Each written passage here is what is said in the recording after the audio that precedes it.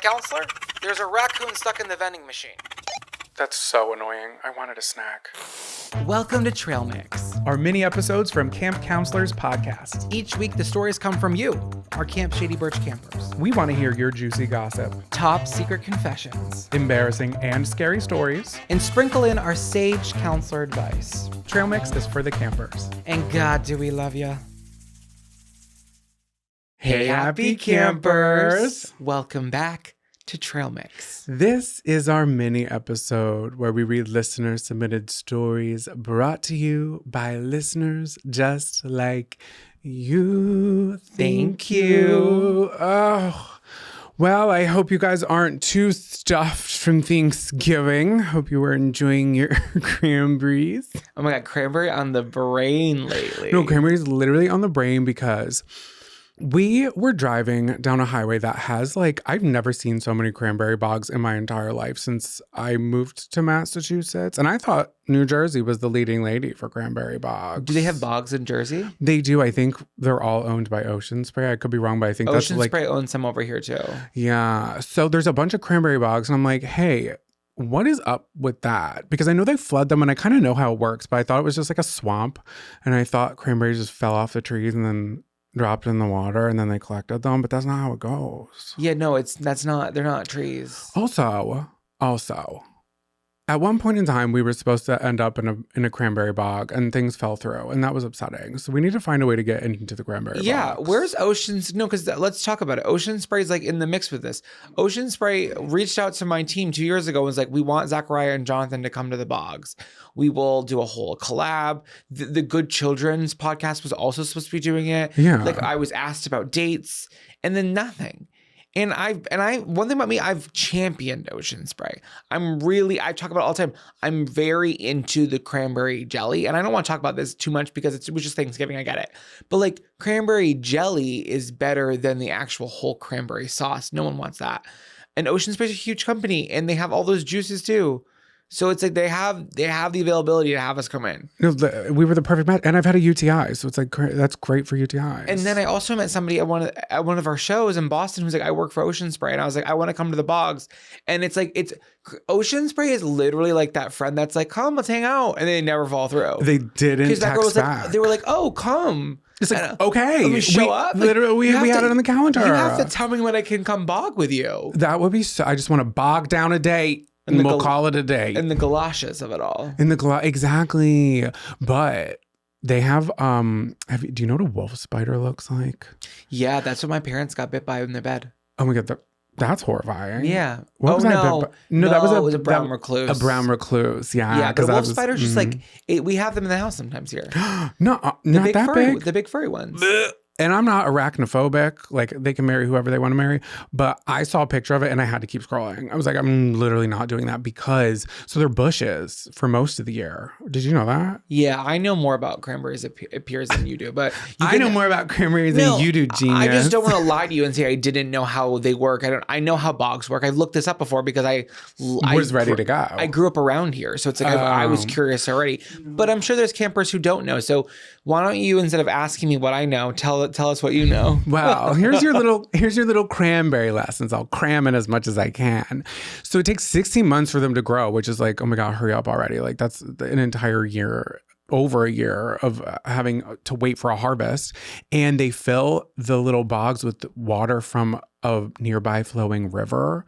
And all the ones that are done, they just float to the top. Yes. I thought they were shaking them off of trees and they just ended up in a swamp. And then they scoop them all out. But the wolf spider and her sisters live amongst the bushes when they're dry. And then they just kind of float to the top and they hang out in the water and on top of a lot of the cranberries. So if we're going to be bogging. Oh, I didn't know that. So they are just waiting for their prey. In the water. And I don't know if they can swim. I think that's how rice is harvested too, right? Oh, I don't know about that. They're flooding the rice paddy fields and that's how they can kind of scrape it along. Oh, I know you're supposed to wash your rice. For a long time I didn't. And then I saw a video on YouTube 10 years ago and they were like, wash your rice. And I've never been the same. The one thing about us is that we're never going to buy a whole cranberry. We bought one for an Aldi ad that just literally came out today. So if you see that ad, please go like it. But yeah, no, I'm not like a whole cranberry user. What does one do with the whole cranberry? I've put them in the smelly pot. Jonathan, you will find any way you can to bring up these pots. Oh, I think they're great. You just simmer them on low. It makes the whole house smell nice. Put a little He gets star anise. Jonathan, when he's making a simmer pot, he looks in the cabinets for the world's smallest cutting board he can find because he wants to stress himself out. And then he's going to, every single year, he's going to buy a $25 bottle of star anise, even though there's we have 3 of them. I am not letting you buy any spices until you pull everything out and look at them. And don't tell me we just moved and you know what we have, because I don't think you do. You do this every year. Oh, I have to get cinnamon sticks. It is also to make your simmer pot recipe every year. It's the most expensive items. I was just gonna You're say obsessed with them. I was just gonna say that. I think in my head I'm like, oh, it's so kitchen witchy, and it's all the things that I have in my very own kitchen. And then I'm like, oh, I don't have that, don't have that, don't have that. I'm like, wow, cinnamon sticks are really going for like $20 for 3 sticks. Well, sometimes you also grab from the wrong section, and I never tell you what to do. But when you grab a cinnamon stick in a glass jar, that's a little. That's when I feel like a real kitchen witch, because then I pour it out of my potions. I don't want the plastic McCormick. And then we get to the checkout, and you look at me and go, all I brought was a silver dollar. Help me. Yeah, well, go be a kitchen witch. Make a simmer pot. Get in the bogs, but avoid those spiders. Yeah, I know they're really scary. Okay, so we should get into today's story. Yeah, we definitely should. I've got a story about a camper robbed of her gingerbread glory by the cookie cartel. Okay, and I have a story about a midweek snowstorm that turned the middle school into an emergency shelter. Oh, and a dark tale about a camper interviewed by the FBI and later visited by a ghost. Let's get into it. Are we qualified to be giving advice? No. Are we going to do it anyway? Absolutely. Welcome back to Dear Counselors. If you have an inquiry, if you need help in any way, let us be your academic advisors to an extent. We'll give you advice. It's up to you if you take it or not. I think it's the best advice that's ever been given on a podcast, but that's, again, up for you to decide. So our camper writes in here, I need your advice. Hopefully before Christmas week. No pressure. Okay, well, this is very timely. Wow, this never happens for us either. Where you guys will send us something, we're like, we got to it 6 months later. I want to see when this was sent, because I feel like this was probably sent maybe September. They're like, we got to get the email in early. Good for you, camper. Okay. I've asked other coworkers for advice on this matter, and I can't get a clear answer. I work at a grocery store, and every year they have a bake-off for Christmas week where each department competes against each other. I'm a cake decorator in the bakery department. So you've got got the leg up. At least in my mind. I've been baking and decorating cakes for 14 years professionally, so the bake-off meant a lot to me. I wanted to make the best cookies ever, so I could win the gingerbread trophy. Now, I've already spoke my piece on gingerbread. I love gingerbread, and I think a gingerbread trophy, I want to get my hands on that. You need to look up what that looks like, because that would be your prized possession. Can you imagine? Wait, that is such a fun idea, like decorating it with little gumdrops and stuff. Okay, let's get back to it. Obviously, everyone in my department was all for me making cookies. I decided to make Samoa Girl Scout cookies from scratch. I have to toast the coconut, melt the caramels, and add it to the topping. I have to bake the shortbread cookies in the form of a ring, dip the bottoms in the melted chocolate, and drizzle the tops. That is impressive. That is. It sounds exhausting. I want one so bad right now. I haven't had them. Can you buy Girl Scout cookies online yet? No, I think you can, but you can honestly get store-bought Samoas. Like every grocery store sells their generic brand of it, because they're so in demand. I know, but I want to support the troops, OMG, it takes so long, but it's so worth it. Trying to make enough cookies for a grocery store to vote on, insane. I'm exhausted. Yeah, wait, that's a lot. That's crazy with that recipe too. Probably just the employees, not like passerbys. Well, obviously, Jonathan. Oh. But still, it's fine. I'm like, wow, is this on a Sunday? Because there's a lot of customers. Like at least 50 people working at any given point. Yeah, that's a lot. When the day comes to vote, so many people are telling me I have the best cookies. Of course, that sounds incredible. No, but now it's starting to sound like Survivor, when it's like, do I trust what the people are telling me to put my guard down? The store manager was so proud of me. I was so proud of me. I had to get my hands on that gingerbread trophy. When the results came in, the winner was in the department that works next to us. The deli. Now our camera didn't say who. No, it was the deli. But I'm curious as to who. Well, no, they don't put the pastries that close to the meats. Maybe the freezer. It could be I'm thinking pharmacy or seafood. Health and beauty. Well, who works in the health and beauty department? Is that a full department? No. Where's the where's the counter? Oh, you're Come right. and get your lashes done at Oh my God! You deadass have to. I'm sorry, you have to redact that sentence. Okay, yeah, I will. I will. Yeah. At your local grocer. Yeah, you can't say that. Okay. When the results came in, the winner was in the department next to us. I was in second place. I was a little sad, but I'm not going to be a sore loser about it. Still, I couldn't help but dwell on it. Like, I'm the cookie queen of it all. One morning, I'm talking to a coworker about how I've been depressed lately.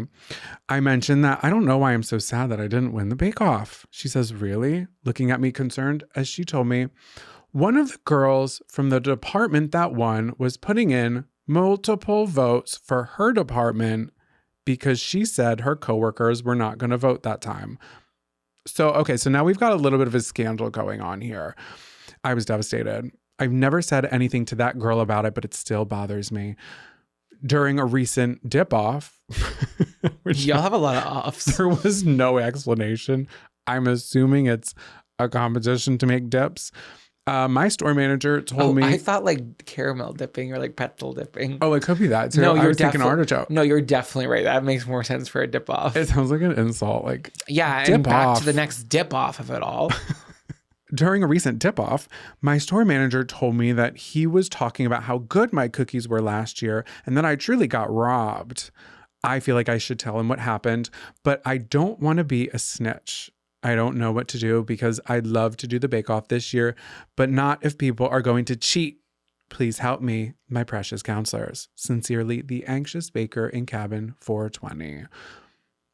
Camper, I'm going to give you advice. You're gonna snitch. Okay, because if there was cheats and they needed to recount the votes, that's what needs to be done. Let's not do an anonymous vote this year. How about that? How about you put your full name on there and then whoever's counting the votes, make sure that everybody voted. And not only everybody voted, but everybody voted once. Yeah, that's fair. I honestly think too, like if everyone's like, are you going to do it? Like this is your time to be like, well, I'm not going to do it. People are cheating. I'm very busy and clearly I'm doing this on my personal time. And if this isn't going to be judged appropriately, then I don't care. Or you can make this simple as dumb as cookie recipe and say, fuck it and not care. I definitely think it's worth saying something, but I would say it in a way that doesn't make you sound like annoying. Like, I think there's a way of like making a joke about it, but also making your presence known. Like, yeah, you get the gingerbread trophy, but you're the true winner because if you actually made the best cookies, like you have the entire store talking about you and people bringing it up later. We want the gingerbread trophy. Like, let's not. No, so you know what you're going to do? You're going to march right up to the girl. You're going straight to the source and you're saying, what happened last year? And you're going to bring one of your baking knives. Yeah, I think you have a good idea though. But names need to be public on the voting. It's not that serious. It's not, but your gingerbread trophy is that serious. Yeah, I'm saying it's not that serious to keep it anonymous. No, it's not. Who cares? Yeah, what a freak. I'm so sorry. I too have dealt with this before, but for what? Well. My senior year of high school, there was a kid in my class, and I don't know if this is true. It was just what people were saying around to me. Multiple people from different occasions, of course. Different departments. Nolan Cambra, full name, was telling, he was racing when people were writing, because on our superlatives, it was one big sheet. Okay. So he was going around, he was erasing my name on people's for class clown and then putting his name. Oh, and he still didn't win. And I already won 2 superlatives, but it would have been nice to have the third one. Wait, what was your other one? I won most traumatic, which is like what they give for all gay people. Yeah, they're like, he's being so dramatic. You're being such a diva. But I also was really dramatic. Oh, I can see that for sure. And then I won most likely to be famous. Hey! That makes me laugh every time because it happened. But I should have won fucking class clown. I'm the only comic in my whole class. Literally. Camp counselors will be right back after these short messages. Attention campers, it's your counselor Zachariah, and I'm hitting the road with my brand new live comedy show, the 2025 Big Back Behavior Tour. From the mind of your favorite husky jean-wearing big bone baddie, it's gonna be a night of stand-up, wigs, characters, wigs, lots of wigs. And don't worry, Jonathan's opening for me. Call that a Camp 2-for-1 special. So come through and kick your little feet, laugh with us, and you better be barking. We're heading to 25 cities across North America, so click the link in the show notes to see if we're coming to your city. And grab your tickets now before they sell out. This episode is sponsored in part by BetterHelp. The holidays are a time of traditions. Some we've had forever and some we're still figuring out. Whatever your traditions look like, this season is the perfect time to reflect on what they mean to you, or even rewrite them. BetterHelp knows that making space for yourself during the holiday season can bring a lot of much needed clarity. BetterHelp therapists are fully licensed, work under a strict code of conduct, and they make the matching process easy. You just fill out a short questionnaire, and with their 12 plus years of experience and industry-leading match rate, they'll match you with a therapist. If you want to change therapist, you can at any time, campers. If you want to end the year with clarity rather than chaos, consider making therapy part of your holiday season with BetterHelp. This December, start a new tradition by taking care of you. Our listeners get 10% off at betterhelp.com/camp. That's betterhelp.com/camp. And now, back to the show. This is a really big secret. Thank God we're on a body of water. This is Confession Canoe. Welcome back to Confession Canoe. Please confess your sins to us. Make it holiday. Okay, so this camper writes in, "Hey counselors, I've got a tale from the time..." So this camper writes in, "Hey counselors, I have a tale for the times for you. It was 1993. Oh, a throwback. That's the year you were born. That was the year I was born. In a cold New England city. I had just turned 13 and was in the 7th grade in one of the biggest junior high schools in the city. Over 800 students for just 7th and 8th grade. It had been a particularly snowy winter, and I have vivid memories of snowbanks way over my head. It was a Friday at school, and word of another big storm had been looming all week. Deep down, we all had hopes for the flakes to fall earlier that morning so that school would be canceled. No such luck. Oh well, it's Friday, and that means Papa Gino's pizza for lunch. Oh my God, I know Papa Gino. So I was positive about finishing off the week at school instead of a snow day. I feel like global warming is taking the snow days away from the kids. There is truly no feeling quite like watching your school come up on the news. Yeah, and just Alphabetical? having it like start to snow outside. We didn't really have a lot of snow days in Illinois. We had so much because we were prepped. Because it was flat. There wasn't a lot of hills. In Pennsylvania, that's crazy. In Pennsylvania, we would get 1 inch of snow, and it was like we would have a half day, a delayed start, or just the entire day off. But that's also like my school bus had to go over literal like mountains to get me to my high school. But in Illinois, it was like, good luck. I didn't even think about that. I would assume you would have had all the snow days. No, they just like the roads were just always taken care of. They were real quick with that. I went to this Christian school in middle school called Nazarene Christian Academy in New Bedford, Massachusetts. And since it was because locals love a little name drop. Whatever. So there was a lot of kids from different towns that would go there. So like they always canceled. Oh yeah, because it's just safer for the kids. Because there's no school bus, everyone's driving in. You know what I mean? And we have people that live in like over here and over there. You know what I mean? There was a lot of commotion. Yeah. So they were always quick to cancel, I appreciated. Also, so exciting when you're a kid and it would start to snow, and it's like you don't drive yet, so you don't know how scary it is. At least for me to drive in the snow, I get so scared. I'm gonna blow away. Woo! Well, it's also because I had my first car accident that could have been fatal on black ice. So. You're always scared of something. I'm always scared. The day started as normal. And about every 30 to 45 minutes, the principal would come over the intercom with a weather update. The snow started to slowly fall not long after the school day started. Each update came with the storm appearing to move quicker and possibly drop more snow than previously forecasted. There were rumblings about an early release, but we knew not to get our hopes up. As lunchtime started to approach, the principal came over the intercom and said that the city had grounded all city transportation, including school buses. Now, in my school, I would say easily 90% of the student body relied on the buses. Not I. I lived just a couple blocks from the school and could walk home in about 5 minutes. So I kind of had a not my problem attitude since I knew my mode home wouldn't be hindered. Another half hour or so had passed and the principal hand-delivered brightly colored staple packets to each classroom and said, "Turn on WSJH at 11:45. WSJH was our school's amateur, low-budget in-house news station ran by students. Why don't you just... You like really had to keep the branding in that moment too. Well, yeah, of course. I did a class in high school that we had to do like the news. Oh, AV Club? Yeah, it was a class. Oh, okay, that's fine. But it was kind of like AV Club. I know you were good at that. I had fun. You look out the window, you're like, guys, fellow peers, not looking good. Got snow coming down. I hated the days where I had to be behind the camera. I was like, let me write the damn script. I can do it better. You cut to your camera and you're literally like filming something because you're looking past the camera. Campers in Cabin 5 on Patreon, sometimes you'll be vlogging me and it'll literally be on like my shoes or my head, or I'll have to cut it out because you're like, oh, I'm sorry. I was watching you, but not, and you're just holding the camera.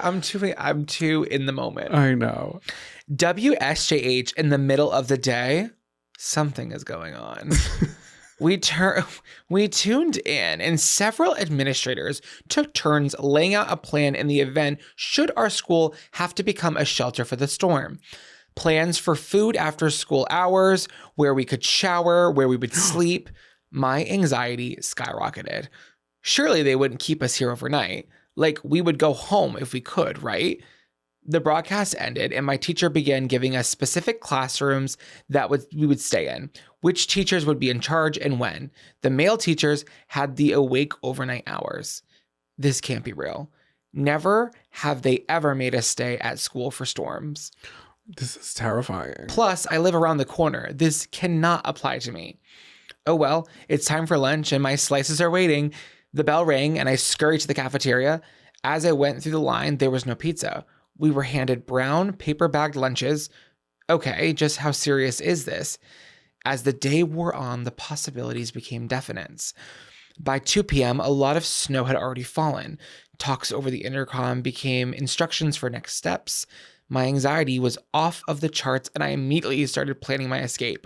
I was not spending the night at school. I had several anxious meltdowns and full tears, and I was not the only one. Oh, God. And just looking forward to Papa Gino's, and it's like a peanut butter sandwich in a bag. Ham and cheese. Whoa. This was the age before cell phones, so the only way to reach our parents was a singular phone in the school office. That thing had a line. Oh, my God. We had a payphone in middle school, and I had to use it. You had quarters? I had quarters. Yeah, Mommy. I had quarters. What'd you call her? I don't remember. But you know who I was with? You know who I was with? The girl who was at our show, Andrea. Oh my God. It was me and her, and we were like, now how do we use this damn thing? I always had quarters because it was a quarter to buy a slushie, a real slushie. I was just thinking about how I would call my mom all the time at work. She was like, stop calling me. And I was like, I just want to know if I can go to Dylan's house. She's my manager's like answering the call. So busy. That was crazy. Okay, so there was one phone, okay? And the latter announcement was that the phones were down and they were expecting electricity to go soon. Oh, now this is scary because it's like, how are you can't even email. Was email around in 1993? It started to feel very scary. I had a plan. My overnight room assignment was on the ground floor and we were told to report there at what would be our dismissal time instead of leaving. Yeah, right. My ass is sneaking out a back door. There was a dumpster I could hide behind until the coast was clear. I emptied all my things in my locker, backpack included. Nothing was going to weigh me down. I had to be stealth. Just moments before the bell rang at the end of the day, another announcement. Students and staff, it is our highest priority that everyone is safe and more importantly, happy. That's why I want to personally wish you all a happy April Fool's Day. Bitch, wait. This was in April? Yes. I looked it up. Wait. I feel like I've just had the plot, like the rug has been ripped out from under me. Yeah, this is a little Frida over here, Frida McFadden. Why in my head I was like, oh, right before Christmas, like this is gonna be. No, it's just literally Freaka McFadden. What? Honestly, that never crossed our minds.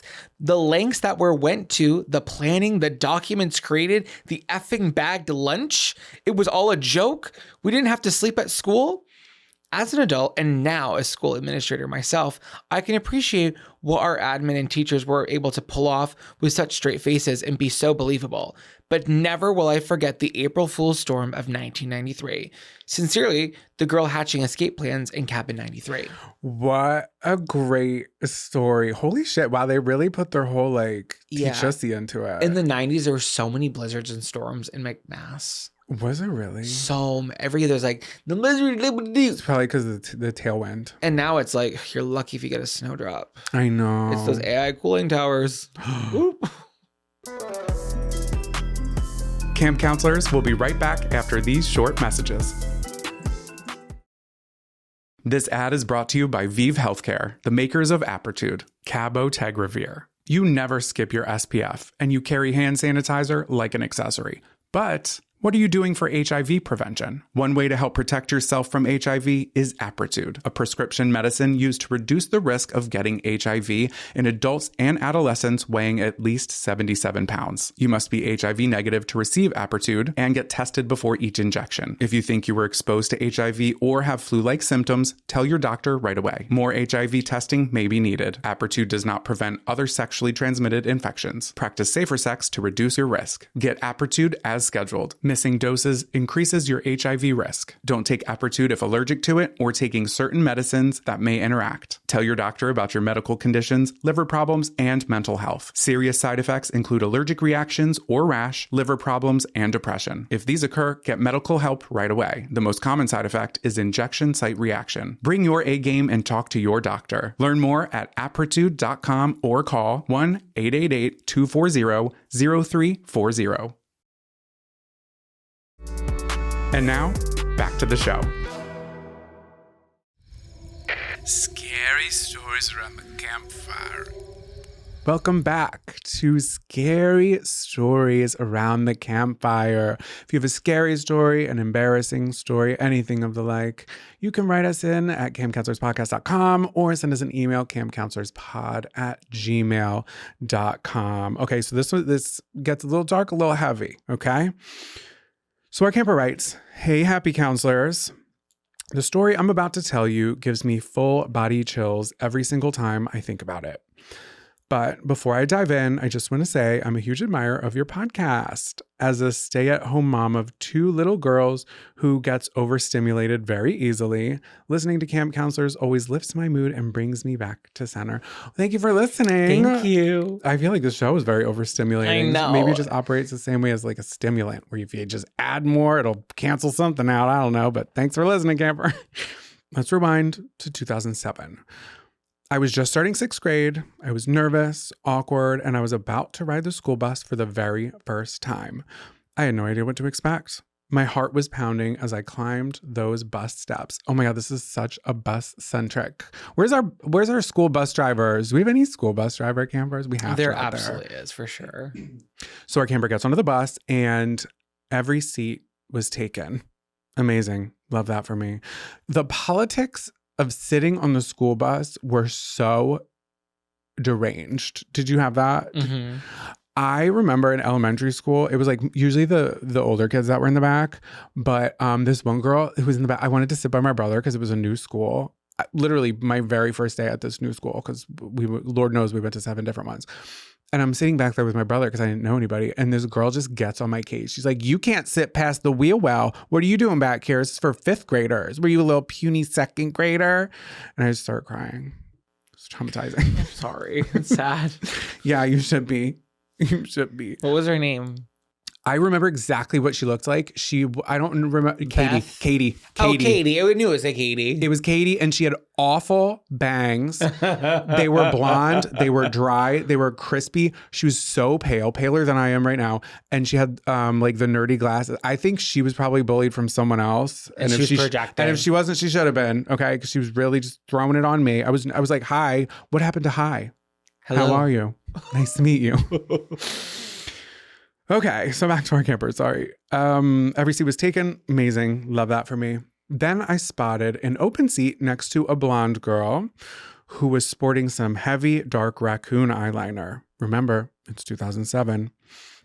Honestly, she looked intense, but I sat next to her anyway. She didn't say much, and honestly, I didn't really see her after that. But fast forward a few years to the first day of high school. So that was 6th grade, now we're in 9th grade. I'm walking into my new French class where we had assigned seats. And who do I see in the assigned seat right next to mine?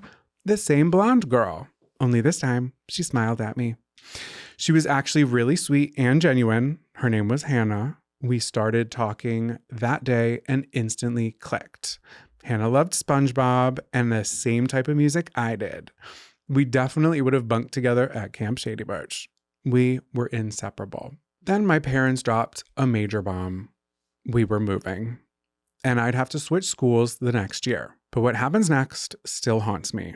At the end of 9th grade, we waited in the car rider line to get our rides home. I'm assuming that's just like not taking the bus, like you just are getting a ride home. I told her we should hang out before the summer ends and before I switch schools. One day that summer, Hannah texted me to hang out, but unfortunately, I couldn't that day. And just said something like, maybe another day. But sadly, another day never came. 2 days later, Hannah was murdered. I was devastated. The guilt ate me alive. What if I'd gone out that day? Would things have been different? No, Kimber, you can't blame yourself for that. That is really not your fault. Because it was an actual homicide case, the FBI had to interview me. They sat me down. I was shaking. They asked me if I had ever seen a red car, maybe a Toyota with a busted side door. I remembered seeing one in the car rider line that last day of school before summer, but I couldn't see who was driving. There aren't many details I can share, but what I do know is that shortly before the murder occurred, Hannah had dyed her hair, and the possible owner of the red car they were looking for was in law enforcement. Sadly, they never found Hannah's killer. I couldn't bring myself to go to her funeral because it physically made me sick, but I promised I'd visit her grave. I went with my parents to the cemetery, but there were a ton of graves, so we split up, and something had pulled me to an area in the woods. Within seconds, I found Hannah's grave tucked right against the tree line. Months passed, and I couldn't stop thinking about her. My friend and I, at the time, were obsessed with Pretty Little Liars and started noticing creepy similarities between Hannah's case and Allison's. Same age, same hair color, both dyed their hair before it happened, both connected to guys who had ties to law enforcement. But then things really started to feel like an episode of Pretty Little Liars. I started getting unknown calls and texts. No name, no number, and when I picked up, it was just silence on the other end. Full body chills. I ended up changing my number and the call stopped after that, at least for a little while. A few years later, I decided to bring flowers to Hannah's grave again. It was upsetting, but at the time, it felt peaceful. I was sitting alone, cross-legged in front of the headstone when I heard it. A crunch. Like someone was stepping on leaves. I turned around slowly and my stomach dropped. Through the trees, I saw someone with blonde hair and pale skin walking deep in the woods. The counselors, this girl looked exactly like Hannah. Every instinct in me told me to run and scream. I bolted from my car, jumped in, and slammed the doors shut. And that's when I saw it. Sitting like a little passenger riding shotgun in my car was a SpongeBob plush toy. It had been hanging from my rearview mirror for years, but it didn't look like it had fallen. It looked like it was placed. I picked it up, thinking maybe the string broke, but the string was perfectly intact. I froze, and then through my windshield, I saw that blonde girl that looked exactly like Hannah. She was just standing there beyond the tree line, smiling and waving at me. I don't know if I saw a ghost or if it was Hannah letting me know that she knows I visit, but I do wish every night that they would find the person who took Hannah from this earth far too soon. Signed, the camper in cabin 814. Wow, Camper, that is absolutely crazy. Seems like a ghost for sure to me. Yeah, absolutely. Hey, justice for Hannah. That was a crazy story, but It really was. I see another example of like the coincidences. Like they're not there's something there. Like the SpongeBob plush being placed there, not a string broken. Like No, what I are the believe it. chances? I believe it. Incredible, wild. Well, campers, another incredible day here at Camp Shady Birch. Thank you so much for tuning into Trail Mix. We will see you on Wednesday. We will see you next week. And with that being said, Lights out, campers.